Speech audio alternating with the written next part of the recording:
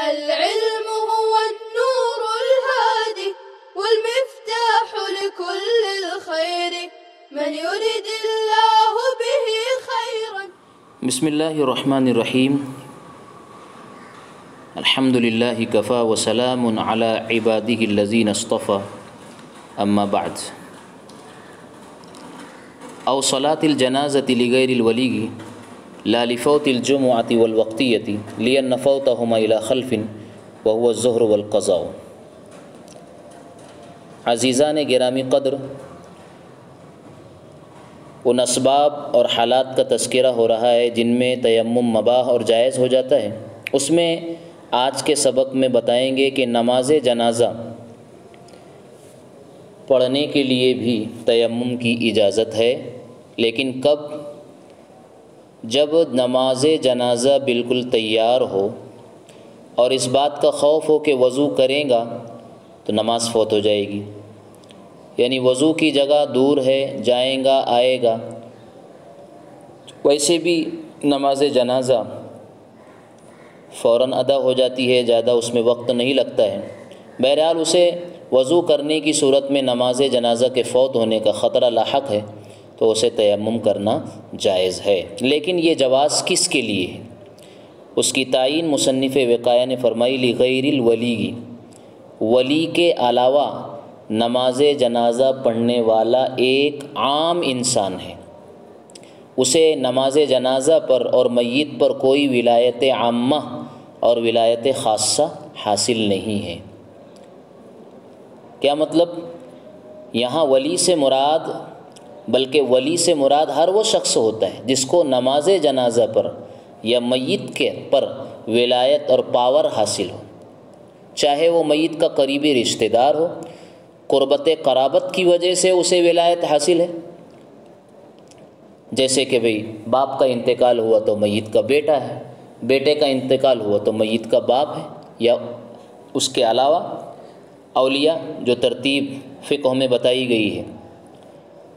یا ہے کہ قربت قرابت تو نہیں ہے، رشتہ داری تو نہیں ہے، البتہ اسے ولایت عامہ حاصل ہے، جیسے کہ سلطان وقت ہے اور قاضی وقت ہے.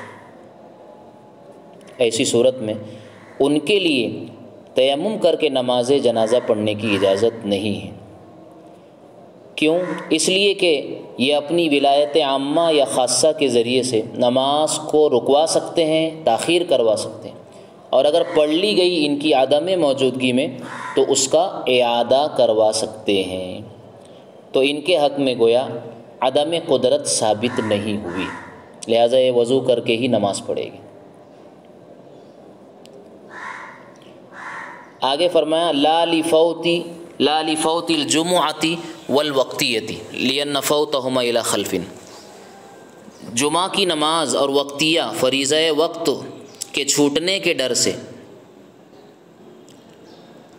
تیمم کر کے نماز پڑھنے کی اجازت نہیں ہوگی. جمعہ کی نماز اور فریضہ وقت، وقتیہ فرض، اگر ان کے خوف، ان کے وضو کرنے سے ان کے خوف ہونے کا اگر اندیشہ ہے تو اس صورت میں نماز پڑھنے کی، تیمم کر کے نماز پڑھنے کی اجازت نہیں ہوگی. وجہ اس کی یہ ہے کہ ان کا خلیفہ اور بدل موجود ہے. جمعہ کے لیے ظہر کی نماز ہے اور وقتیہ نماز اور فریضہ وقت کے لیے قضا ہے. وہو الظہر، مصنف رحمۃ اللہ علیہ نے جو فرمایا ہے اس کا مطلب یہ ہے کہ جمعہ کے دن اصل کام نماز جمعہ ہے اور نماز ظہر اس کا خلیفہ ہے. جب اصل پر عمل دشوار ہو تو خلیفہ اس کی جگہ آ جاتا ہے، لہٰذا جمعہ کے بدلے نماز ظہر پڑھے گا چھوٹ جانے کی صورت میں.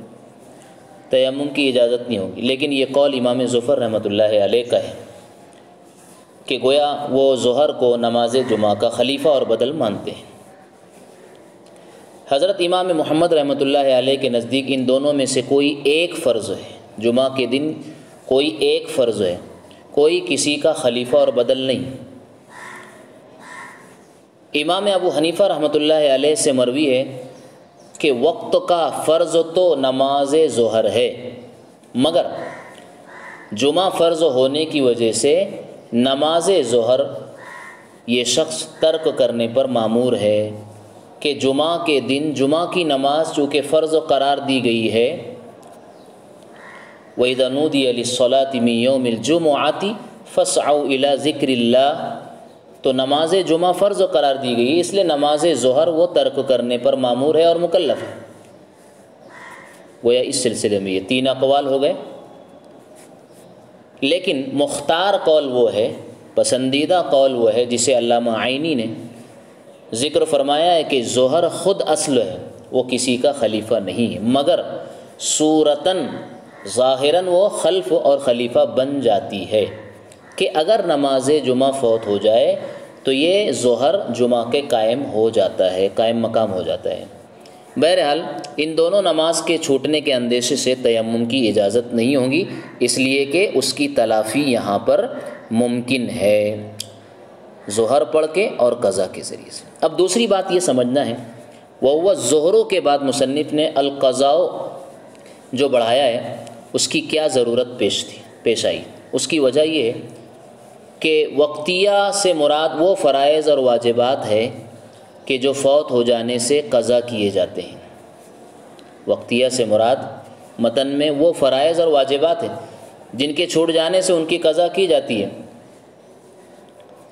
ورنہ تو پھر نماز کسوف ہے، نماز خسوف ہے، سورج گرہن کی نماز، چاند گرہن کی نماز، اسی طرح نماز تراویح بھی وقتی نمازیں ہیں جو اپنے اپنے اوقات میں ادا کی جاتی ہیں، لیکن چھوٹ جانے کی صورت میں ان کی قضا نہیں ہے۔ پھر یہ اعتراض جیسا کہ کہا کہ قضا کہنا ہی کافی تھا، یہ اعتراض ہو کہ صرف قضا ہی کہنا کافی تھا، ظہر کیوں بڑھا دیا؟ تو جواب اس کا یہ ہے کہ جمعہ کبھی وقت کے نکل جانے کی وجہ سے بھی فوت ہونے کا خطرہ رہتا ہے، تو ظہر پڑھی جائے تو پھر وقت کے نکل جانے کی وجہ سے فوت ہونے کا بھی خطرہ رہتا ہے، تو اس صورت میں قضا جو نماز پڑھے گا ظہر کی وہ قضا کہلائے گی۔ اور کبھی امام کے سلام پھیر دینے کی وجہ سے جمعہ کی نماز فوت ہو جاتی ہے، تو اب وقت تو موجود ہے لیکن جماعت ختم ہو گئی امام کے سلام پھیر دینے سے، تو اب اس صورت میں اس کو جو ہے قضا نہیں کرنا ہے بلکہ ظہر پڑھنی ہے۔ اس لیے مصنف نے صرف قضا کہنے پر اکتفا نہیں کیا بلکہ ظہر کو بھی وہ ظہرو بھی فرمایا، کیونکہ نماز جمعہ کے فوت ہونے کی 2 شکلیں ہیں، ایک تو ہے وقتوں کا نکل جانا تو ظہر پڑھنا یہ قضا ہے، اور ایک ہے امام کا سلام پھیر دینا جس سے جماعت فوت ہو گئی، جس کا اب کوئی بدل نہیں ہے، جس کا بدل اب ظہر کی صورت میں ہے، لیکن ظہر کی نماز جو ادا کی جا رہی ہے وہ چونکہ وقت میں ادا کی جا رہی ہے، اس لیے مصنف نے وَهُوَ الظُّهْرُ وَالْقَضَاءُ دونوں باتیں بیان فرمائی، دونوں کو علیحدہ ذکر فرمایا۔ آگے فرمایا ضربۃ لمسح وجهہ وضربۃ لیدیہ مع مرفقیہ، کہ تیمم کے اندر 2 ضربیں لگائی جائے گی زمین پر، ایک ضرب اپنے چہرے کے مسح کے لیے اور دوسری ضرب اپنے دونوں ہاتھوں کو کونیوں سمیت مسح کرنے کے لیے۔ یہاں پر مصنف وقایہ رحمۃ اللہ علیہ نے لفظ ضربتن کا استعمال فرمایا، یہ حدیث کے اتباع اور اقتداء میں یہ لفظ اختیار کیا کیونکہ اکثر مرویات اور روایات میں لفظ ضرب ہی آیا ہے، جیسا کہ حدیث پاک میں موجود ہے جو اس کی اصل ہے التیمم ضربتان ضربۃ لوجہہ وضربۃ لیدیہ للیدین مع المرفقین،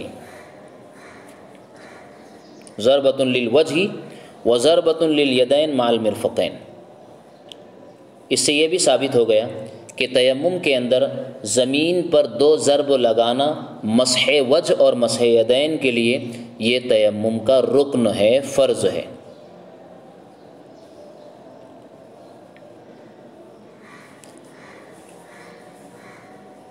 اگر اس نے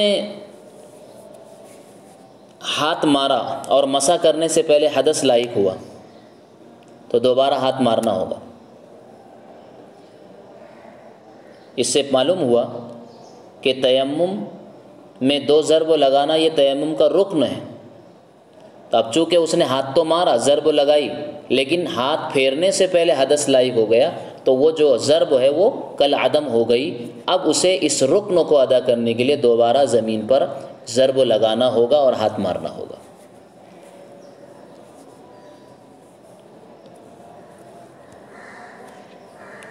آگے فرمایا ولا یشترط الترتیب عندنا، تیمم کے اندر ہمارے نزدیک ترتیب ضروری نہیں ہے.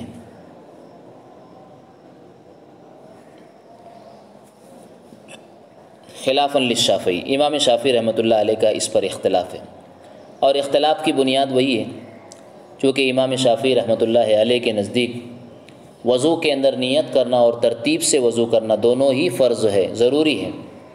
اور چونکہ تیمم یہ وضو کا خلیفہ اور نائب ہے، تو جو چیزیں اصل میں فرض ہوں گی ان کے کہنے کے مطابق وہ چیزیں اس کے خلیفہ اور نائب میں بھی فرض اور ضروری ہوگی.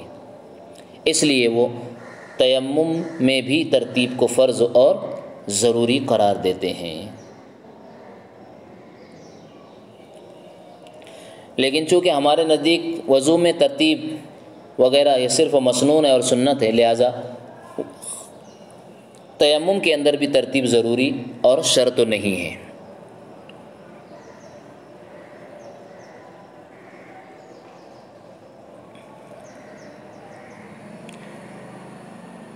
والفتوى على انه يشترط الاستيعاب،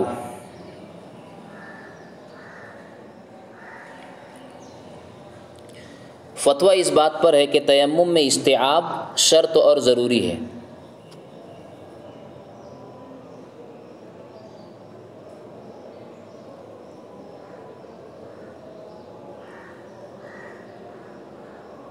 چنانچہ اگر کچھ جگہ باقی رہ جائے، مسا میں چھوٹ جائے، حتی لو بقی شیء قلیل لا یجزی، تو تیمم درست نہیں ہوگا، یہ کافی نہیں ہے.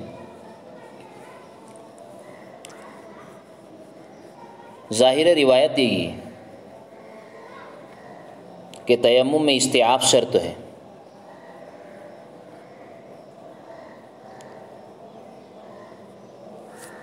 یہی وجہ ہے کہ ائمہ حضرات فرماتے کہ انگلیوں کا خلال بھی کرے، اور اگر انگوٹھی پہنا ہو تو اس کو کھول بھی لے تاکہ مسح مکمل ہو جائے.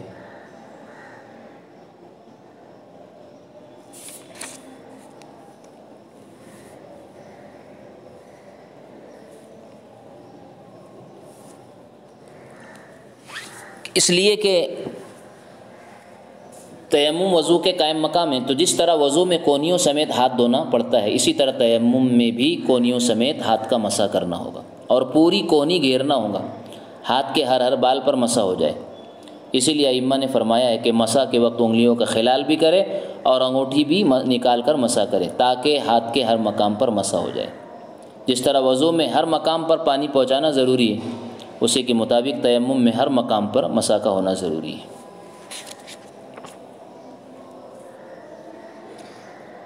صحاح کی کتابوں میں یہ بات موجود ہے کہ ثم مسح بہما وجہہ وکفیہ. اس لیے مصنف فرماتے ہیں کہ ظاہر روایت ہے کہ صرف ہتھیلی پر مسح کرنا کافی نہیں ہوگا، بلکہ ہاتھ پر کونی سمیت مسح کرنا ہوگا، تب تیمم درست ہوگا. کیونکہ روایت کے الفاظ میں جو بات بیان فرمائی گئی اس کا مقتضا بھی یہی ہے، وَضَرْبَةٌ لِلْيَدَيْنِ إِلَى الْمِرْفَقَيْنِ.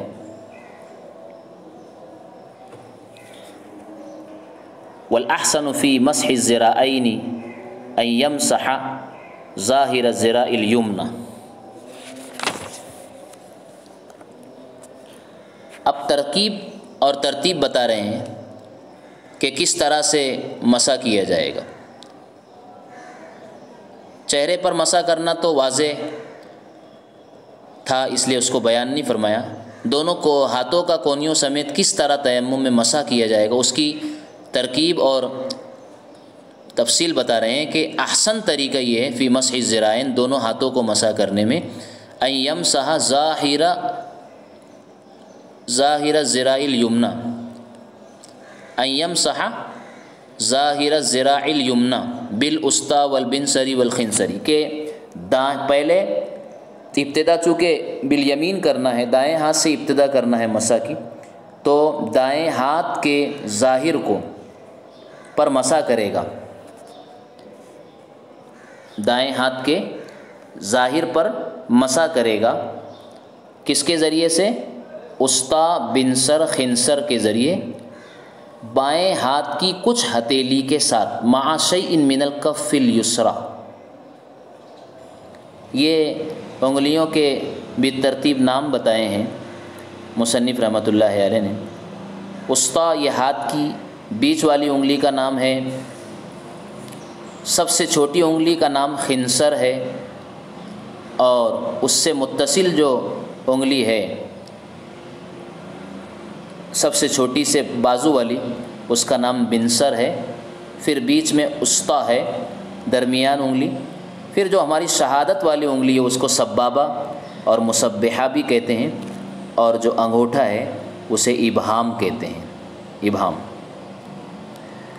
تو گویا دائیں ہاتھ پر مسح کی ترتیب یہ ہوں گی کہ دائیں ہاتھ کے ظاہر پر، یعنی ہتھیلی کے اوپر والا جو حصہ ہے اسے ظاہر ید کہیں گے، اس پر مسح ہوگا بائیں ہاتھ کی اسطی، بنصر، خنصر کے ذریعے، اور ہتھیلی کا کچھ حصہ بھی اس طرح دائیں ہاتھ کے ظاہر پر رکھیں گے،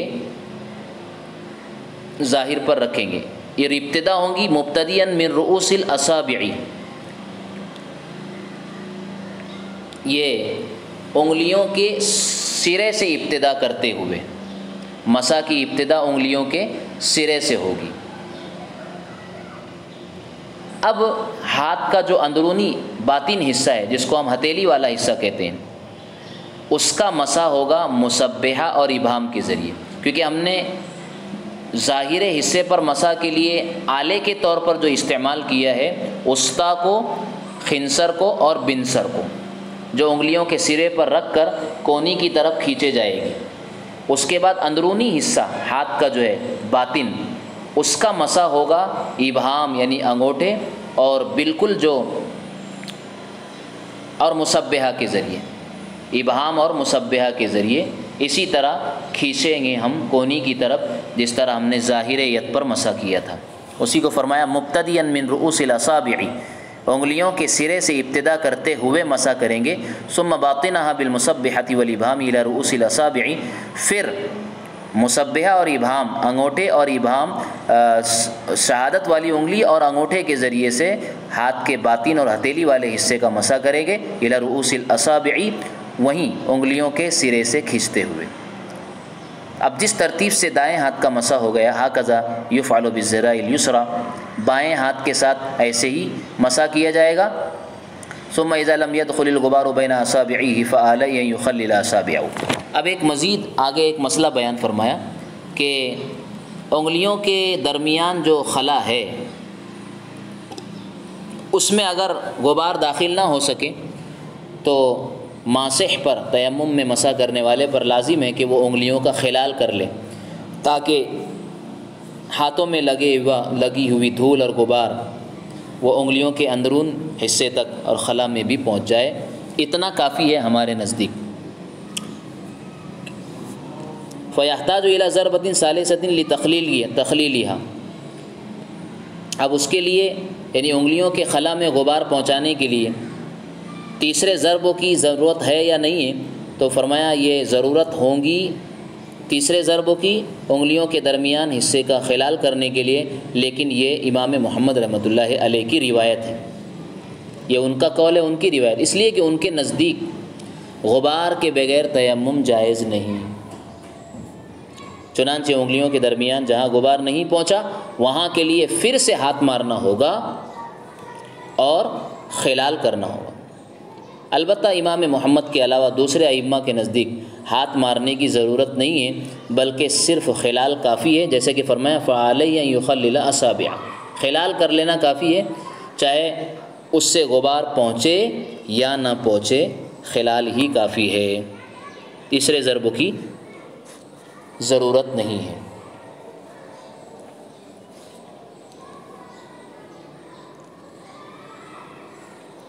یہ امام محمد رحمۃ اللہ علیہ کے نزدیک ہے فیحتاج الی ضربۃ ثالثۃ لتخلیلھا،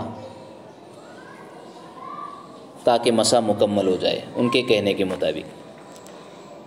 سبق کا ٹائم چونکہ مکمل ہو گیا ہے، اس لیے اگلا سبق انشاءاللہ ہم آئندہ پڑھیں گے، سمجھیں گے۔ اللہ تعالی ہمیں توفیق عطا فرمائے، صحیح سمجھ عطا فرمائے۔ وآخر دعوانا ان الحمدللہ رب۔ السلام عليكم، لا تنسوا الاعجاب بالفيديو والاشتراك في القناة تشجيعا لنا لنستمر بنشر المزيد إن شاء الله.